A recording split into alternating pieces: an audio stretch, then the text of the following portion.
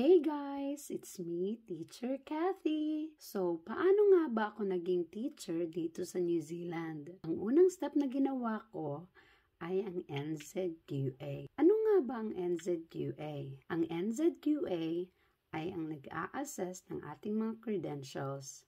Sila ang nag-a-assess ng ating degree of education sa Pilipinas at sine-check nila kung comparable ba sa education degree na mayroon sila dito sa New Zealand. Ano-ano nga ba ang mga requirements na kailangan para sa NZQA? Number 1, valid passport. Number 2, diploma. Number 3, TOR or transcript of records. Number 4, course description, if applicable. Number 5, evidence of name change. If nagbago kayo ng pangalan, for example, if kayo ay nagpakasal, you need to submit your marriage certificate. Number 6, practicum certificate, if applicable. Magkano nga ba ang pagpapa-assess sa NZQA? Ito ay nagkakahalaga ng 746 New Zealand dollars or nasa 27,000 dyan sa Pinas. So, be updated lang tayo mga teachers kasi minsan